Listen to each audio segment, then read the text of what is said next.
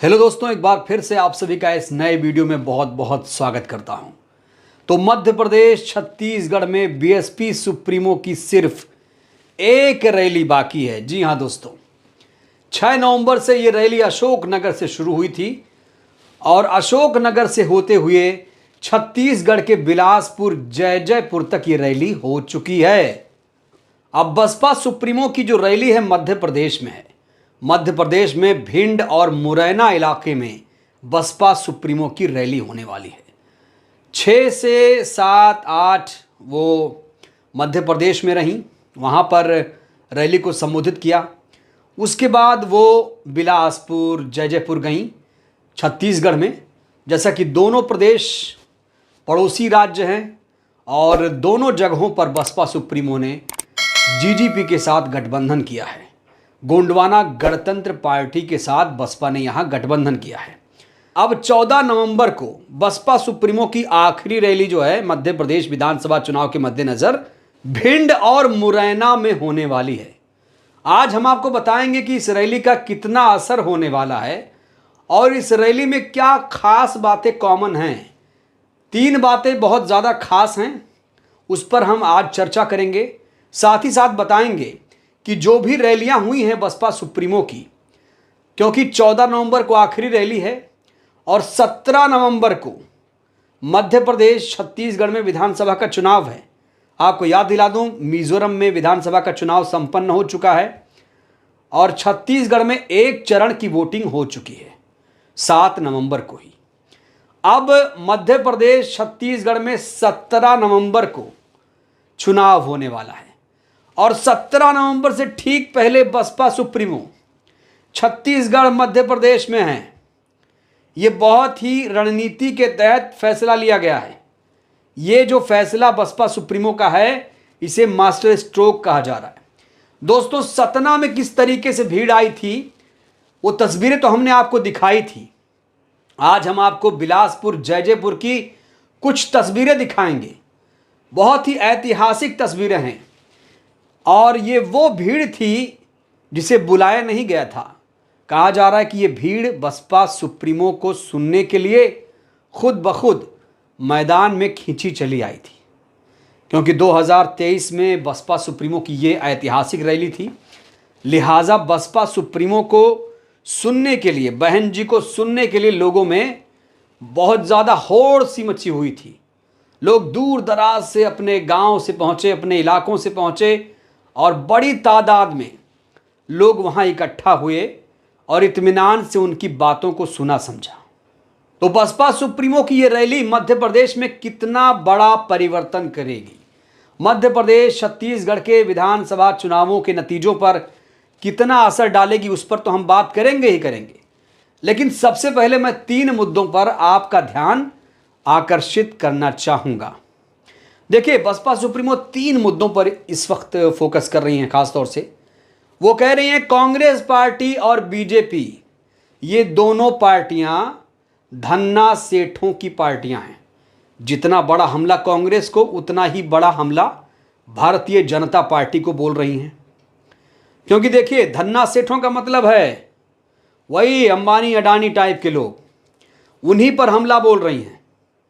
क्योंकि आपको एक सच्चाई बताऊं, चुनावी चंदा आपने सुना होगा।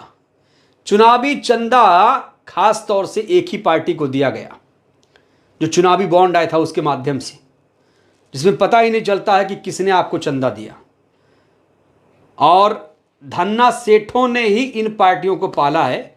बसपा सुप्रीमो ने यहां धन्ना सेठों को कटघरे में खड़ा किया और कहा कि ये जो पार्टियां सिर्फ और सिर्फ धन्ना सेठों के लिए काम करती हैं, धन्ना सेठ इन्हें फंड देते हैं। ये जो पार्टियां हैं ये जनता के हित में काम नहीं करती हैं, SC ST OBC माइनॉरिटीज़ के हक में बात नहीं करती हैं। और ये पार्टियां इसीलिए धरातल से दूर हैं, लोगों से दूर हैं, लेकिन पता नहीं इन्हें कैसे वोट मिल जाता है। अब वोट की जब बात आती है तब बसपा सुप्रीमो EVM पर आती हैं। वो अब EVM को बड़ा मुद्दा बना चुकी हैं। विधानसभा चुनाव में बसपा सुप्रीमो ने EVM को बहुत बड़ा मुद्दा बना दिया है। ये हेडलाइन देखिए आप, बैलेट पेपर था तो जीतते थे, ईवीएम आने पर ग्राफ गिरा और कह रही हैं कुछ तो गड़बड़ है। साफ तौर से बसपा सुप्रीमो कह रही हैं कि जब बैलेट पेपर से चुनाव होता था तब बसपा सुप्रीमो का प्रदर्शन अच्छा हुआ करता था, लेकिन जब से ईवीएम आया बसपा का जो ग्राफ है लगातार उत्तर प्रदेश में अन्य प्रदेशों में गिरा, और इसीलिए वो कह रही हैं कि ईवीएम में गड़बड़ी है। उनका बयान सुनिए, क्या बयान दिया है उन्होंने कहा जब तक चुनाव बैलेट पेपर से होता रहा है तब तक बीएसपी के एमपी में भी बने हैं एमएलए, यूपी में सरकार बनी, लेकिन जब से चुनाव ईवीएम से शुरू हुआ तब से हमारा ग्राफ नीचे गिरा। कुछ तो दाल में काला है, कुछ तो गड़बड़ है। सुनने में यही आया है कि मशीनों में, ईवीएम मशीनों में गड़बड़ हुआ है। वो आगे कहती हैं आप लोग ये ना सोचें कि मशीनों में गड़बड़ है तो हमें वोट डालने की ज़रूरत क्या है, लेकिन आप लोगों को ऐसा नहीं करना है। कभी कभी ये जो गड़बड़ करते हैं इनका सिस्टम फेल हो जाता है, इसलिए आप लोगों का वोट डालना ज़रूरी है। ईवीएम के अलावा बसपा सुप्रीमो एक और मुद्दे पर बात करती हैं, वो है आरक्षण का मुद्दा। आरक्षण के मुद्दे पर वो ये कह रही हैं कि ये जो पार्टियां हैं, खास तौर से 2024 के बाद आरक्षण रहे कि ना रहे कोई नहीं जानता है, और आरक्षण को लगातार जिस तरीके से ख़त्म किया जा रहा है उससे तो एक कहीं ना कहीं संकेत मिला हुआ है।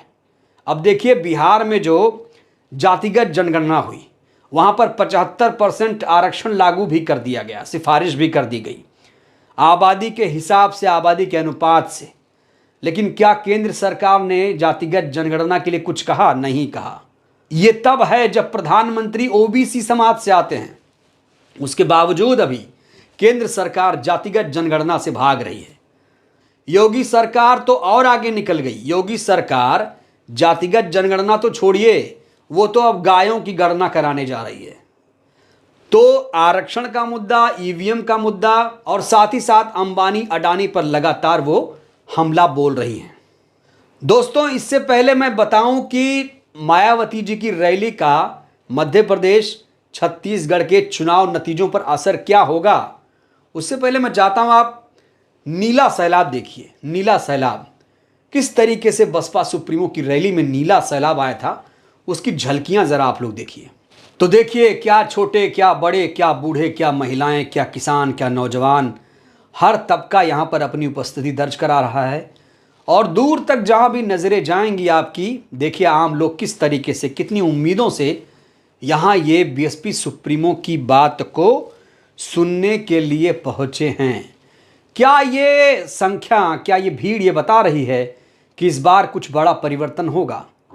क्या मध्य प्रदेश, छत्तीसगढ़ में बसपा सरकार में शामिल होगी? क्या बसपा किंग मेकर बनेगी या किंग बनेगी? ये तो नतीजों के दिन पता चलेगा, 3 दिसंबर को जब नतीजे आएंगे। बहरहाल दोस्तों, इतना तो कह सकते हैं कि बसपा सुप्रीमो ने एक धार जरूर पैदा कर दी है, क्योंकि साथ ही साथ जब 17 नवंबर को चुनाव है उससे ठीक पहले जो रैली हो रही है उसका एक असर, इम्पैक्ट माना जा रहा है। कहा जा रहा है कि चाहे भिंड, मुरैना, सतना का जो इलाका है, ग्वालियर चंबल अंचल का जो इलाका है, ये इलाका बसपा के लिए काफ़ी उपजाऊ है। यहाँ से बसपा के हमेशा से विधायक जीतते आ रहे हैं। जैजैपुर से तो बसपा के विधायक पहले से ही हैं, और छत्तीसगढ़ में भी कुछ बड़ा परिवर्तन होने की संभावना है। हालांकि बसपा नेताओं के द्वारा ये लगातार कहा जा रहा है कि बसपा इस बार किंग मेकर की भूमिका मध्य प्रदेश में निभाएगी। कहा जा रहा है, दावा किया जा रहा है कि बिना बसपा के ना तो कांग्रेस पार्टी ना तो भारतीय जनता पार्टी सरकार बनाने की स्थिति में नहीं होंगे। बसपा का साथ लेना पड़ेगा, और कुछ हालात फिलहाल ऐसे ही दिख रहे हैं छत्तीसगढ़ में भी। छत्तीसगढ़ में भी बसपा सरकार में शामिल हो सकती है, किंग मेकर बन सकती है, सरकार बना सकती है, कुछ भी कह सकते हैं। जनता का मूड क्या हो कौन जाने। तो अब 17 नवंबर को यहाँ वोटिंग होने वाली है, और उसके बाद 3 दिसंबर को नतीजे आ जाएंगे।